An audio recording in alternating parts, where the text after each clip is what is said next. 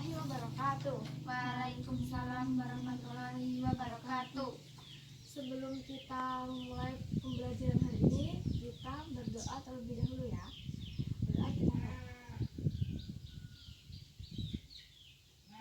selesai.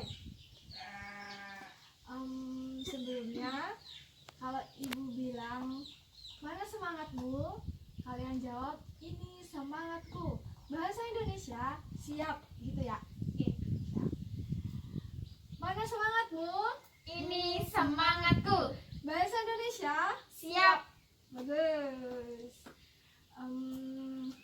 Hari ini kita akan belajar mengenai KD 4.6, yaitu mengungkapkan pengalaman dan gagasan dalam bentuk cerita pendek dengan memperhatikan struktur dan kebahasaannya.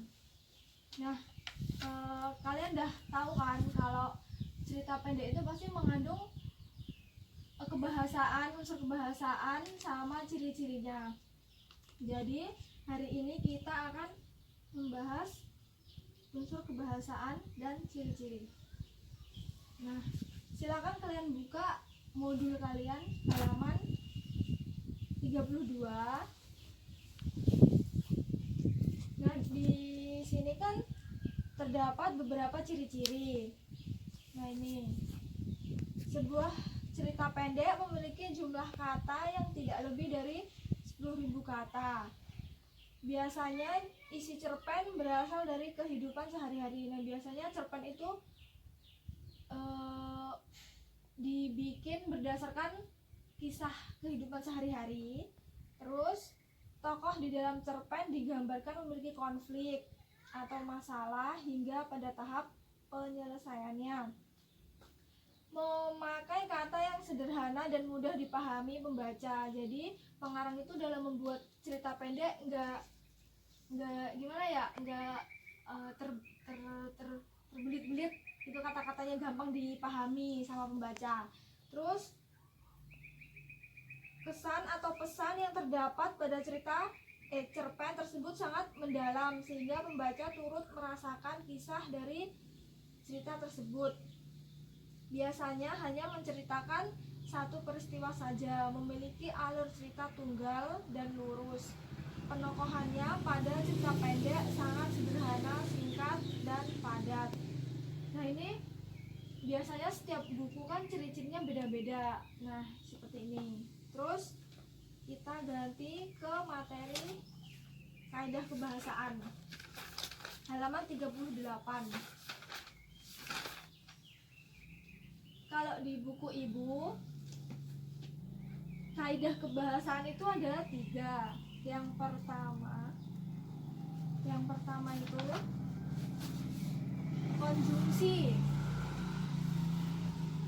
Nggak kelihatan. Konjungsi. Coba kita analisis bersama-sama contoh cerita pendek berdasarkan ciri-ciri dan kebahasaannya. Coba kalian lihat cerpen Pohon Keramat ini. Kebahasaan cerpen. Nah, di dalam cerita ini terdapat kaidah kebahasaan seperti memuat kata keterangan untuk mendeskripsikan latar waktu. Nah, ini seperti pada suatu waktu hiduplah seorang anak. Ini suatu hari ia tersesat di hutan, hari sudah gelap. Jadi menjelaskan latar waktu. Terus yang kedua, menggunakan kalimat langsung dan juga tidak langsung dalam percakapan. Nah, di dalam cerpen ini kan ada sebuah percakapan kan. Nah, ini yang disebut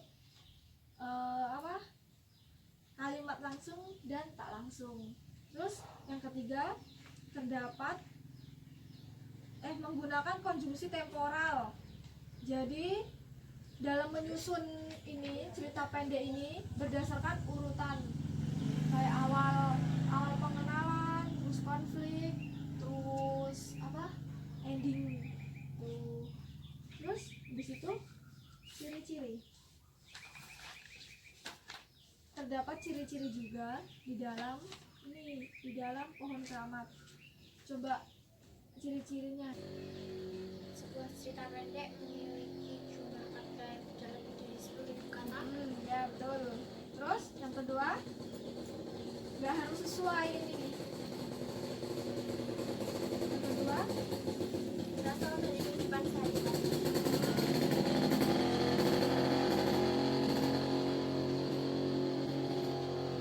terus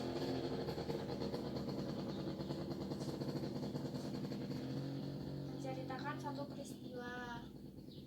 Mm-mm. Terus memiliki alur Cerita tunggal dan lurus. ya. Betul.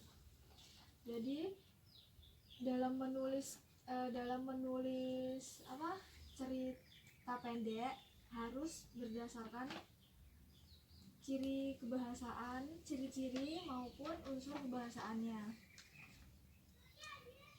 Nah, untuk pembelajaran hari ini kita sudahi. Kesimpulannya, dalam membuat atau menuliskan cerpen itu harus sesuai dengan susunan. Kalian udah pernah dengar motivasi dari Pak Habibie belum? Belum. Jadi beliau itu berkata kalau mentalitasnya itu diibaratkan seperti sepeda. Kan kalau kita naik sepeda terus kita berhenti, otomatis kita akan apa? Akan jatuh lah. Akan jatuh. Nah, jadi beliau itu kalau berhenti bekerja, beliau itu akan meninggal otomatis. Nah, jadi diibaratkan juga seperti kalian kan masih pelajar. Kalau kalian itu berhenti belajar, kalian tidak bisa mencapai kesuksesan atau meraih cita-cita kalian. Jadi kalian mumpung masih muda, kalian punya cita-cita kan? Apa cita-citamu? Dokter insya Allah. Kamu guru. Nah, belajar hari ini kita sudahi ya. Kalau ibu punya salah, ibu mohon maaf. Wabillahi taufiq wal hidayah. Wassalamualaikum warahmatullahi wabarakatuh.